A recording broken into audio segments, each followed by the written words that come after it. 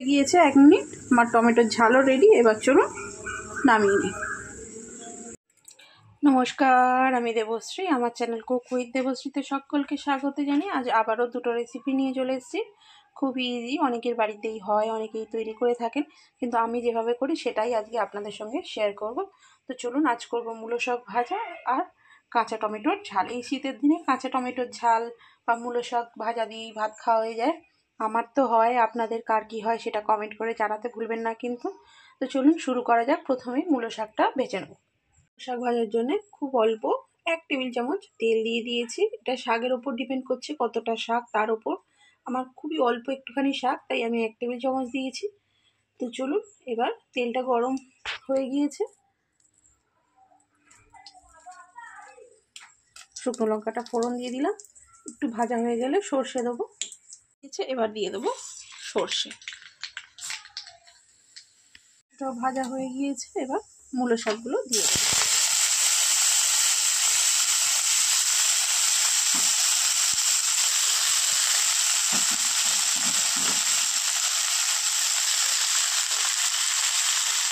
শাকটা দিয়ে দিয়েছি, এবার পরিমাণ মতো নুন দিয়ে দিলাম। নুনটা শুরুতেই দেবেন, কারণ মূলো শাকটা সিদ্ধ হতে একটু সময় লাগে, সেই জন্যই নুনটা দিলে তাড়াতাড়ি একটু সিদ্ধটা হয়ে যাবে।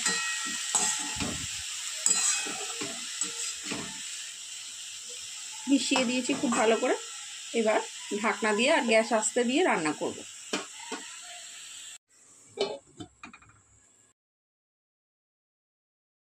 তো চলুন দেখে নিই। মধ্যিখানে আমি কিন্তু খুলে একবার নেড়ে চেড়ে দিয়েছিলাম, সেটা আর শেয়ার করা হয়নি।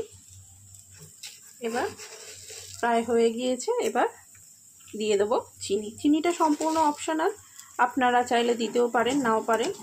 আমার পার্সোনালি মূলো শাক একটু মিষ্টি মিষ্টি ভাজা ভালো লাগে। এবার চিনিটা যতক্ষণ গললেই হয়ে যাবে। চিনি দিয়েও ঢাকা দিয়ে দিয়েছিলাম, ঢাকা দিয়ে এই যে চিনিটা গলে গিয়েছে। এবার শাকটাও ভাজা হয়ে গিয়েছে, এবার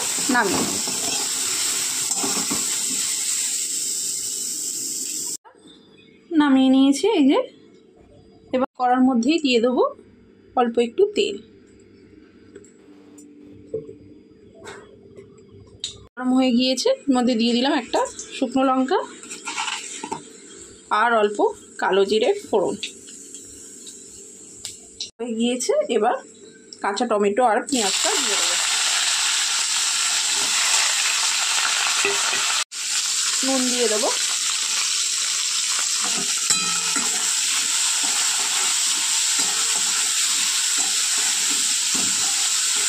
এবার ভাজা করে নেব। ভাজা হয়ে গিয়েছে টমেটো আর পেঁয়াজটা। এবার গুঁড়ো মশলাগুলো দিয়ে দেবো। জিরে ধনে গুঁড়ো, হলুদ গুঁড়ো, লঙ্কা গুঁড়ো, সামান্য জল, কষিয়ে নেব।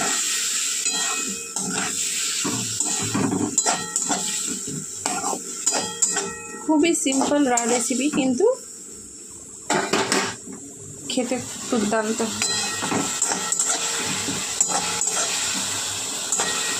ভালো করে কষিয়ে নেব। কষানো হয়ে গিয়েছে, এবার অল্প পরিমাণ জল দিয়ে দেব।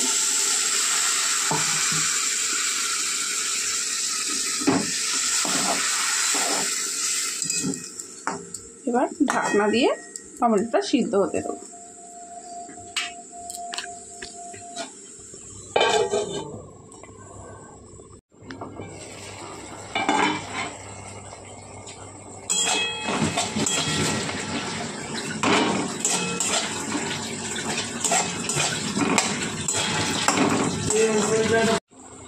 সিদ্ধ হয়ে গিয়েছে টমেটোটা।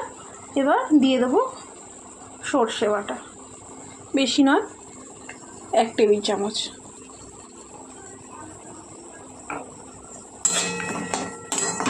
দিয়ে আর 1 মিনিট মতো রান্না করে নিলেই তৈরি হয়ে যাবে টমেটোর ঝাল।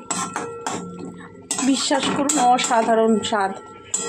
এক থালা ভাত কী করে শেষ হয়ে যাবে একটুখানি রেসিপি দিয়ে বুঝতেই পারবেন না। আমার কথা শুনে একবার ট্রাই করে দেখবেন। চলুন 1 মিনিট পর আসছি। গিয়েছে 1 মিনিট, আমার টমেটোর ঝালও রেডি। এবার চলুন নামিয়ে নিই। তো তৈরি হয়ে গিয়েছে আমার দুটো রেসিপি, মূলো শাক ভাজা আর কাঁচা টমেটোর ঝাল। রেসিপি দুটো কেমন হয়েছে অবশ্যই কমেন্টের মাধ্যমে জানাবেন। আর যদি ভালো লেগে থাকে অবশ্যই লাইক, শেয়ার অ্যান্ড সাবস্ক্রাইব করে আমার পাশে থাকবেন। আর বেল আইকনটা অল ক্লিক করে দেবেন, তাহলেই আমার রেসিপি কিন্তু সবার আগে আপনার কাছে পৌঁছে যাবে। তো চলুন আজকের মতো টাটা, দেখা হবে অন্য কোনো দিন অন্য কোনো রেসিপির সঙ্গে।